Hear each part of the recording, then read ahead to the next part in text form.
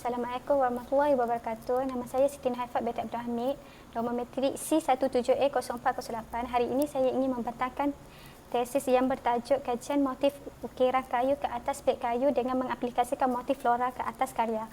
Projek saya di bawah supervisor iaitu Cik Haris bin Abdul Rahim. Tajuk kajian saya adalah kajian motif ukiran kayu ke atas beg kayu dengan mengaplikasikan motif flora ke atas karya. Bab 1, pengenalan. Pendahuluan pengenalan ukiran kayu ini. Seni ukir kayu adalah satu seni pertukangan tangan yang menjadi tradisi masyarakat Melayu sejak turun-temurun. Kini dapat dilihat tidak ramai anak muda yang berani menceburi dunia kesenian kedik kerana pelbagai pekerjaan yang lebih menarik berbanding dengan dunia seni. Latar belakang masalah, di Semenanjung Malaysia, seni ukiran tidak dapat dipisahkan daripada seni rupa kerana ia merupakan satu bentuk seni dalam bidang yang sama. Bidang ini pula tidak dapat dipisahkan daripada kebudayaan Melayu yang berterusan sepanjang zaman. Generasi sekarang tidak lagi mengenali motif-motif yang ada pada setiap ukiran.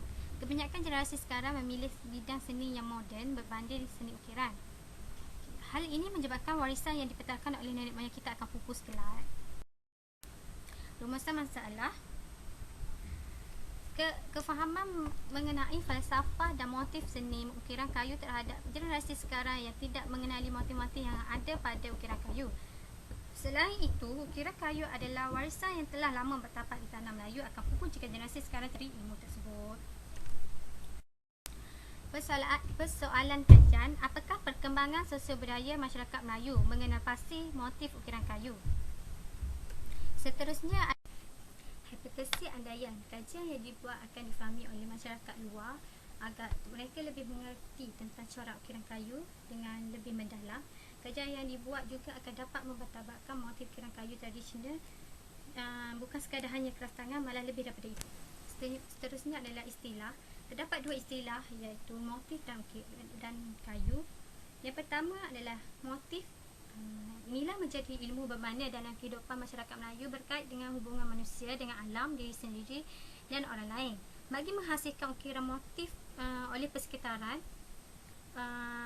pengaruh budaya lain dan warisan, tetapi memerlukan ilmu dalam menterjemahkan dalam bentuk ukiran. Kayu pula ialah merupakan sesuatu keperluan bagi manusia yang memainkan peranan penting dalam kehidupan sebagai bahan binaan rumah, kelengkapan atau peralatan rumah seperti perabot dan kraft tangan. Ini menunjukkan kayu amat penting dalam masyarakat Melayu yang berkait rapat dengan alam semesta jadi. Seterusnya adalah tujuan penyelidikan atau objektif. Yang pertama, untuk mengenal pasti perkembangan sosial budaya masyarakat Melayu. Yang kedua, meneliti dan mengenal pasti motif ukiran kayu. Yang ketiga, mengenal pasti bentuk ukiran kayu Melayu. Manfaat penyelidikan dapat membantu membuka mata masyarakat sekarang betapa pentingnya menjaga warisan kita dan mengenali motif yang terdapat pada ukiran kayu. Bab 2 adalah kajian pustaka.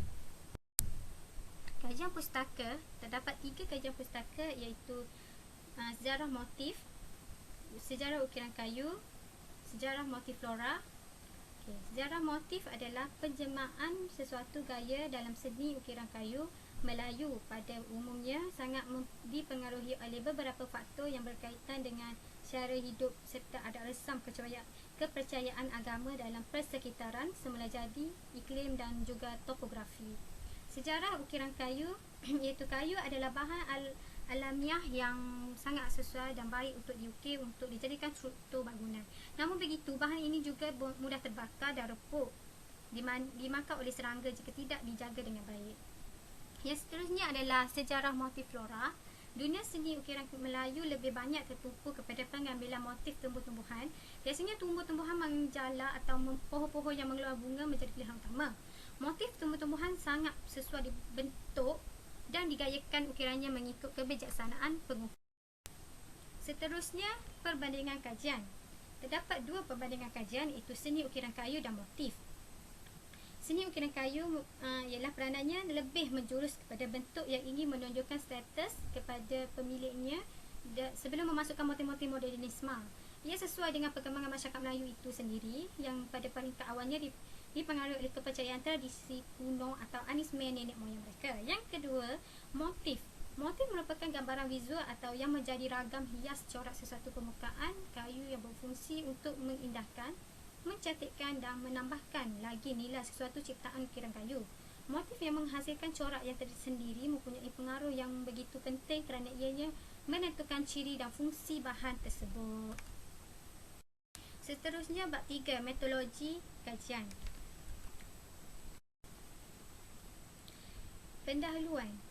Kajian ini menggunakan kaedah kualitatif iaitu bersifat deskriptif yang lebih kepada huraian motif alam melalui sampel artifak dan kajian yang dijalankan. Kajian ini bersifat terbuka dan bebas serta menggunakan bilangan responden yang kecil.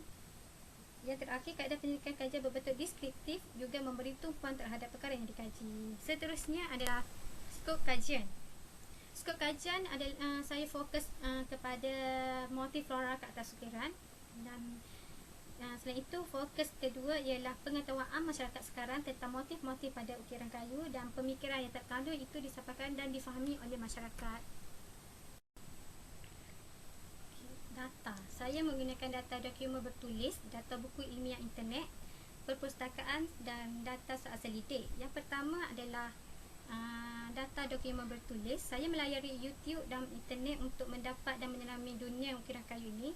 Saya juga dapat mengetahui lebih banyak tentang motif-motif ukiran dengan penerangan dalam visual video dan gambar pekaji dapat menemui banyak data-data dengan lebih mudah.